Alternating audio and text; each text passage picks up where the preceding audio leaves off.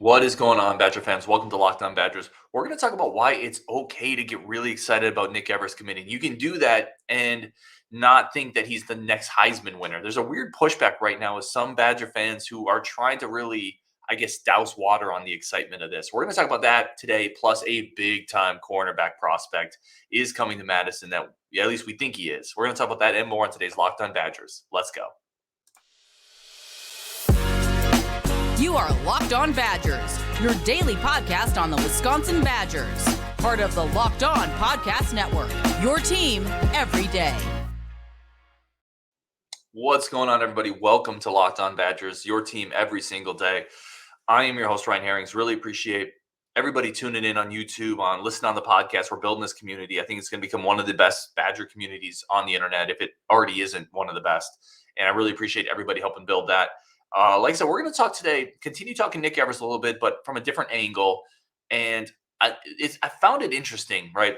There is almost a subcurrent of Badger fans who are pushing back, who are kind of dousing water on the Evers excitement with the idea that, Badger fans should be kind of over star rankings after seeing what Graham Mertz did, or the idea that he hasn't really done anything. You need to temper your expectations, or the idea that suddenly Badger fans think, no, Nick Evers is going to lead us to 7 national titles, and here's our Heisman Trophy winner. Here's what I would say on this. First of all, fan however you want to fan, right? I absolutely, I'm not here to tell anybody how to be a fan. If you want to be like the super realist, grounded, I'm not going to get excited about anything fan until I see it happen. That's fine. Like we all fan different, and there's room for all of us here. But you don't need to douse water in everyone else's excitement because that's how you want to look at it. I don't know. There's so many reasons why fans are excited about this that go beyond Nick Evers that I don't think people are really articulating or looking at, right? So let's start with Nick Evers, though. Let's start with the obvious candy in front of us here. It's a 4-star former top 200 prospect with 4 years of eligibility and dual threat athletic tools. If you're not going to get excited about this, you might as well not pay attention to recruiting, right? You might as well just be a fan who only tunes in 12 Saturdays a week or 12 Saturdays a year, and that's all your fandom is. And that's fine. But like the idea that Badger fans shouldn't get too stoked about this because it didn't work out for Graham Mertz. You should get, if you follow recruiting, this is why you do it. You don't follow recruiting, I'm sorry, but you don't follow recruiting to see Roderick Pierce decommit and go to Michigan. You follow recruiting to see a stud quarterback fall into your lap and come to Madison, right? And so much of being a fan is hope. It's optimism. It's what's different, what's exciting. Listen, out of those boxes, you know which ones Evers checks? Every single one of them, right? Different, exciting, unique, fun, eligibility. Like he checks every box that makes us want to be fans. We want to see quarterbacks with incredible ability. And he may not get there. He may not be the dude. But he might also be the dude. I find it interesting that so many people are pushing back. I shouldn't even say so many people, more than I thought are pushing back with the idea that it didn't work for Mertz. I don't know about this guy. You don't have to know about him to be excited about him, right? Let me give you a great example. I'm a sci-fi fan. Like I love the Alien movies and the Predator movies. They were two of my favorite franchises growing up. I watched them all. And then they decided that they were going to do an Alien versus Predator crossover movie, if you remember that. I'm sorry if I'm boring anybody. And I was so stoked because those are my two favorite sci-fi franchises. And it was a terrible movie. But I still got excited for it. Like part of it, the joy of being into things is the buildup and the excitement for it to come. So be excited for Evers. It doesn't mean if you're excited for Nick Evers committing, you think he's going to be Justin Herbert and win the Heisman and go, or to be Kyler Murray and be the number 1 overall pick. Like nobody's saying that, but be excited about it. Like it's a big deal.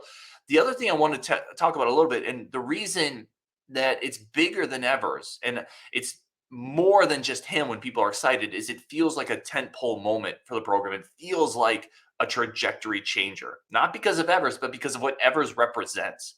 Evers represents the idea that the Badgers can now go big game hunting in the offseason, right?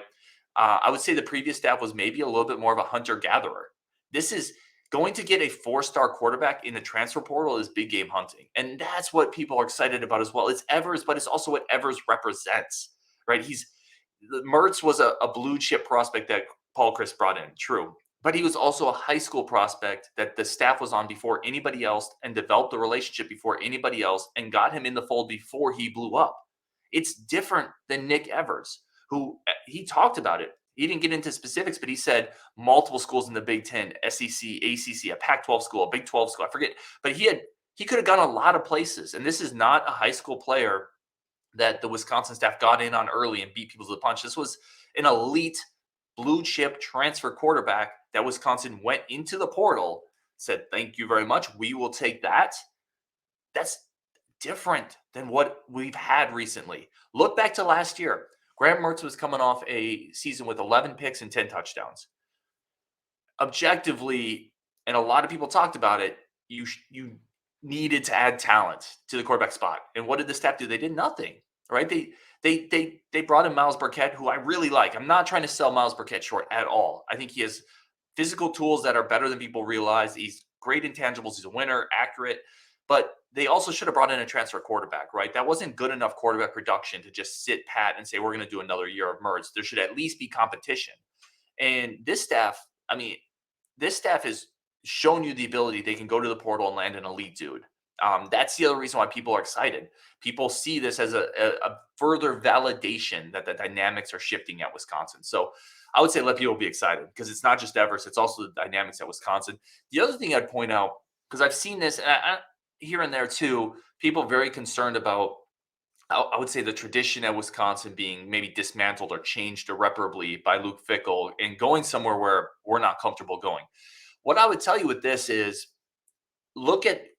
take the schemes out of it. The schemes are the schemes, but think about what are the core principles of Wisconsin football. Like if you really had to boil it down to a few foundational things, right? It's playing hard. It's being physical and tough.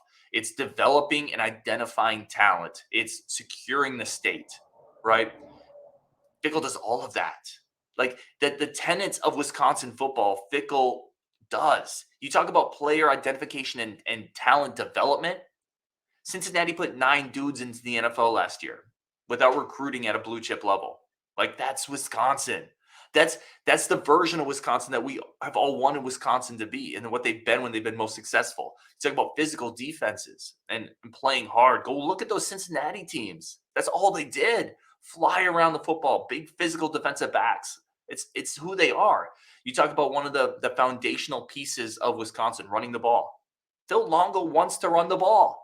He had a season with 2 guys, almost 1,000 yards. Like, that's not going away. You talk about securing the state, and this is one that a lot of people talked about. Oh, is Luke Fickell, does he know how important Wisconsin is? And what about the PWO program? We just had another in-state preferred walk-on commit today. There's been multiple PWOs commit since Luke Fickell got here. Like, he gets it. The player today from Sun Prairie, Nolan Vills, defensive lineman committed. And he's also a guy, you talk about securing the state. What did Luke Fickell talk about? I need to within 300 miles of Madison. We're going to secure it. That's the state of Wisconsin. Obviously, other places as well.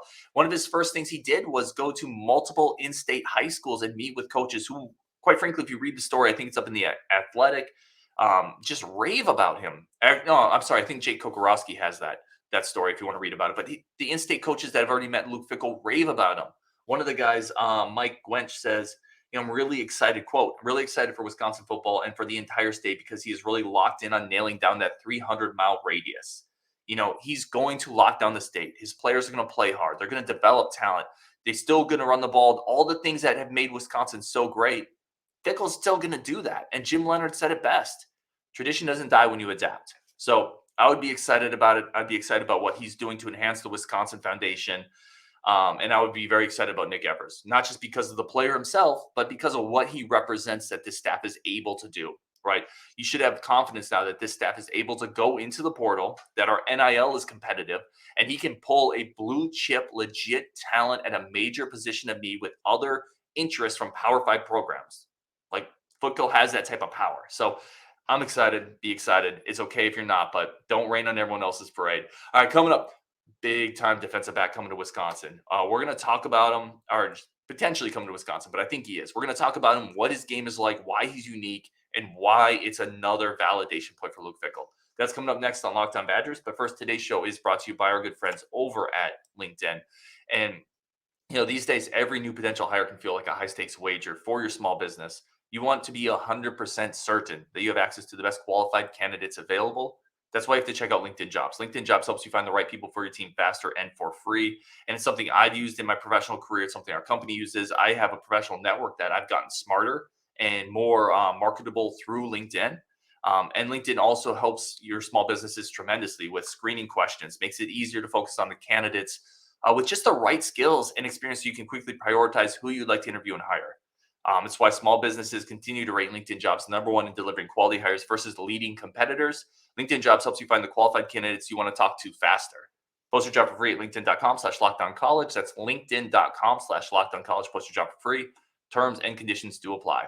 All right. I want to thank everybody again for tuning into Locked On Badgers, making this one of your first listens every day. Really, really do appreciate y'all. Don't forget, December 23rd, big swag giveaway, autographed gear, pictures, giving it all away on YouTube Live. All you got to do is join the show. It's going to be on the 23rd. Answer Badger trivia question. It's a way for me to say thank you to everyone who's helped support the show. So with that, let's keep talking. I want to talk about this. We talked about this guy briefly with John Garcia Jr. doing one of our recruiting shows. By the way, John Garcia Jr. will be on Thursday. So we're going to recap early signing day. You're not going to want to miss that show either. He's incredible. Very, very plugged in. Let's talk Amare Snowden, right? Let's talk the 6'3", 190-pound, just safety cornerback hybrid. He looks kind of like a werewolf out there on his film, just ranging around, destroying and just taking the heart of opposing passing games. He's unique. When I talked to John Garcia Jr., so Amare Snowden's I should start here. Amare Snowden, 6'3", 190 pounds, was a former Cincinnati commit, composite 4-star defensive back for the 247 rankings. And a player that when I talked to John Garcia Jr. about, his eyes lit up. John Garcia Jr., a national recruiting guy, he said, this guy's different. Like his eyes lit up. I wasn't even planning on talking Snowden with Garcia in that show, but we had to segue on it because he was so excited about him. When you watch film of Amare Snowden, he just looks different. And he's already got multiple crystal balls to Wisconsin. So it sounds like everything is trending on early signing day for him to make that decision to Wisconsin, to Luke Fickell, who he had committed to previously. And when you go watch film on him, he's just different. He looks, you look at the current crop of Badger safeties, and I think that's his position going forward. He's listed as a cornerback. I think he's going to be a safety in college. When you look at who we have at safety, it's a lot of guys who feel more like athletic in the box dudes. Like Hunter Wohler can play deep middle, but he's a big time thumper, 6'1". Austin Brown feels like an in the box guy a little bit. Kamoi Latu is rangy, but also really physical. This guy comes in, Amare Snowden, with 6'3", super long arms, like really long arms, really rangy, plays like a center fielder. He looks like that Tanner McAvoy center fielder in the defensive backfield that we haven't had in a while necessarily. And I think he fits into that role. Great anticipation, gets over the top on routes, really eliminates basically everything on his hash over, right? Deep middle, deep center, good ball skills. He also plays some receiver. This is just a different type of player. We talked a lot about Luke Fickell getting in on taller defensive backs, bigger defensive backs, right? This definitely fits that mold. Plus, like, again, just watch film. We'll link film in the bio of the show. He is a different dude and would be a monster pickup for the Badgers coming on early signing day. And I think that's where he's going to go. Everybody seems to be leaning that way, barring something crazy. I think you're going to add Amare Snowden into this secondary group that we're already bringing in Braden Moore, who's another quasi 4-star safety, right? Bringing in Jonas Staclunas, who's a 6-foot cornerback with great ball skills. There's a lot to like here. And by the way, don't forget about Jason Arnold, right, from the previous staff who's still committed. Arnold's smaller. He's not the typical Fickell build, but he's a burner. He's one of the fastest defensive backs we brought in a while. I think he could be that slot cornerback, a lot of speed, playmaking ability. I love this group of defensive backs they're bringing in, and it's going to be really interesting to see the secondary evolve with these bigger playmakers, these more physical playmakers underneath that coaching staff at Cincinnati that developed so much talent while they're with the Bearcats. So check on Amare Snowden. We'll put the film in the bio. Really interesting, a lot of fun to watch. I also want to talk about, we got news that Travion Blaylock, who hurt himself, was going to be a starter this year for the Badgers safety, hurt himself preseason. He's planning on coming back next year. This safety group is ridiculously deep in young talent. Travion Blaylock is a young, really athletic guy if he comes fully back. But you have Kamoi Latu, Austin Brown, Hunter Wohler. You're bringing in Amare Snowden, who I think is going to be a corner. Braden Moore in this class is a 4-star safety. This is the deepest group at safety with young talent that I've probably ever seen at Wisconsin in my time watching it. It's really exciting. And if you remember, you go back really to spring ball when Travion Blaylock got hurt, and everyone was just like, this safety group is so light. But then Hunter Wohler emerged. Kamoi Latu was a transfer in. We landed Braden Moore. We're going to bring in Amare Snowden. It's a much deeper group now. I'm really excited to see how that goes forward. All right, coming up, we're going to talk a little bit about early bowl game thoughts. How do I feel about who should start at quarterback? Is it Myles Burkett, Chase Wolf? I've seen people argue both sides of this. I'm going to let you know who I think should be starting at quarterback for the bowl game. Coming up next on Locked On Badgers. But first, today's show is brought to you by our friends over at the National Highway Transport Safety Administration. Did you know that driving high is considered driving under the influence? And I've talked about this several times. The holidays are here. You got to be extra careful. There's more parties, there's more get-togethers, there's more spirits flowing, there's more everything going on. So please be careful behind the wheel, whatever you're doing. And again, driving high is considered driving under the influence. Driving under the influence of marijuana is against the law in every state, even states where marijuana is legal. That means driving high could get you a DUI. And if you think law enforcement officers can't tell when you're driving high, you're wrong. Your friends can tell, your coworkers can tell, your parents can tell, everyone can tell. Best believe law enforcement can also tell. So so driving under the influence of marijuana can slow your response time, change how you perceive time and speed. Even if you think you're fine to drive when you're high, you're not. Because the bottom line is, if you feel different, you drive different. And driving high is driving under the influence. So remember, drive high, get a DUI, paid for by the National Highway Transport Safety Administration. All right, let's talk about bowl game coming up. One more game this year, one more game with, at least for now, with Jim Leonhard on the sideline. The biggest question here, they released a bowl game depth chart, right? And quarterback is Myles Burkett or Chase Wolf. And I've seen people argue on both sides of this. Let me know in the comments who you think should start. And we'll talk about it in a future show, what your guys' thoughts are. So you have to start Myles Burkett is where I'm at. Let me just lead with that. I don't want to bury that. You have to start Myles Burkett. But I would be lying if there is a part of me who respects the heck out of Chase Wolf, who's been in the program for 6 years, has never complained, hasn't transferred, has kept grinding. Teammates seem to really like him. Coaches seem to really like him. There's a part of me, I get the nostalgic factor of give him some reps. It would be a great story. But at the end of the day, here's how you got to look at it. This is a business, right? What serves the team best going forward? Is it getting Chase Wolf?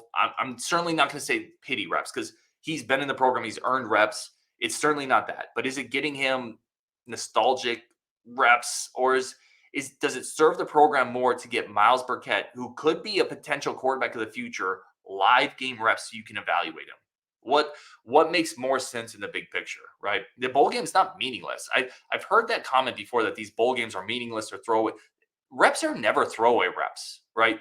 Coaches will tell you that. Film is never throwaway film. It all matters. Every chance you get to do something is a chance to build on something. It's a chance to grow. It's a chance to get better. These reps in this bowl game matter, not just for Myles Burkett. I'm going to get into some more players I'm interested to see as well, but you have to take the big picture strategic look at this. Myles Burkett could be your starter next year. Like, lost in all the Nick Evers hype, Myles Burkett, I think, is a legit dude.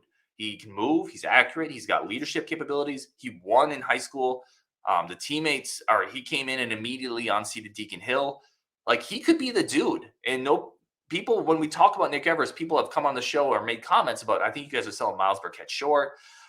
I'm not trying to do that. Like, he could be the guy, right? And he's going to fight for that spot. So give him these reps right now and let him start building towards it. It just makes a lot more sense in the big picture. Now, what I would love to see is give Burkett the start, let him get basically all the reps, and get Chase Wolf out there. Give him a series. I'm totally on board with that. I know that's maybe a tiny bit of a cop-out answer, but I want Burkett starting. I want him getting the majority of the reps. If you can work Chase Wolf in there in a package, maybe he is pretty mobile. He's got a solid arm. Maybe something down near the goal line where he can use his legs and it's an easy read. It would be cool to see that because there's a human element to this, and I respect the heck out of that dude who spent this much time in the program, never transferred, and really just kind of stuck through it, right? So I would love to see that, but it's got to be Burkett. You have to start Burkett. You got to see what he is, see where he's at right now, and let him get reps so he can start building and growing because he can be a part of the future. Chase Wolf's not going to be a part of the future. So that's where I'm at on that one. A couple more players that I'm really interested in seeing in this bowl game. I'm going to start with outside linebacker. So we know Nick Herbig is going to the NFL. He's gone. And I got to be honest, the trio of kind of young players coming up behind him, right? It's Caden Johnson, Daryl Peterson, TJ Bowlers. I think we all wanted to see more from that group this year.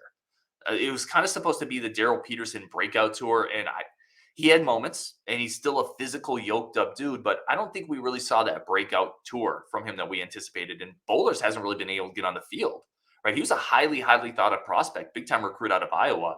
And then you have Caden Johnson, a 4-star commit out of Minnesota that hasn't really made a big impact either. There's not a lot of proven edge linebackers right now. So it would be really nice to see one of those players step up, play meaningful minutes of the bowl game, see what they have. Caden Johnson is listed as the starter alongside CJ Getz for what it's worth, but I think you're going to see Peterson. I hope to see some of Bowlers out there as well. The next spot I'm interested in seeing is Gio Paez, but really Curtis Neal, right? Because again, we talked about Herbig leaving. That's a big hole. Keanu Benton leaving is a monstrous hole. That is a 4-year starter, 320-pound run plugging dude hole. And you got to fill it. You got to find a way to, get production there next year. And there's not a lot of obvious, candidates on the roster. It's Paez and it's Curtis Neal, who was a highly thought of recruit coming off injury, has gotten run this year. I would like to see him in extended minutes, see how he looks. Now, he's not going to be the guy Benton is, but could he be a disrupted defensive lineman? Maybe. That would be a big-time boost for this defense coming into next year. I want to see Trey Weddig and Riley Mahlman, right? So we've talked a lot about the tackle backlog, the amount of talent there, right? And we haven't even talked about Nolan Rucci.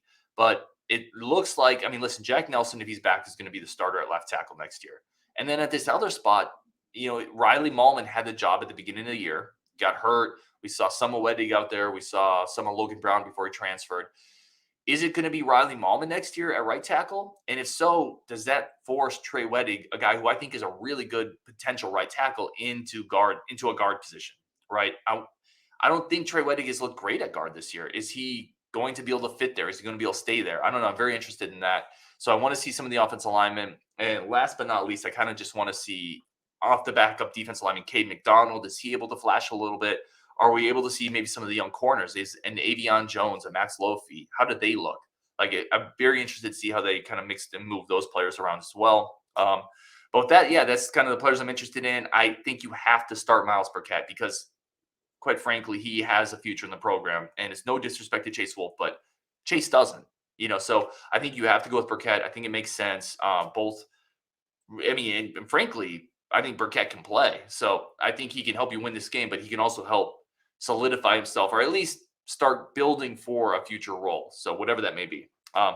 Again, I appreciate everybody tuning in to Locked On Badgers, making this your first listen every day. Really, really do appreciate it. A bunch more content coming up. We'll talk with Rajiv tomorrow. Then we got early signing day. Then we'll have John Garcia Jr. back on. I'm working on getting some other players and coaches on as well. So, really do appreciate it. On Wisconsin, and let's keep it going.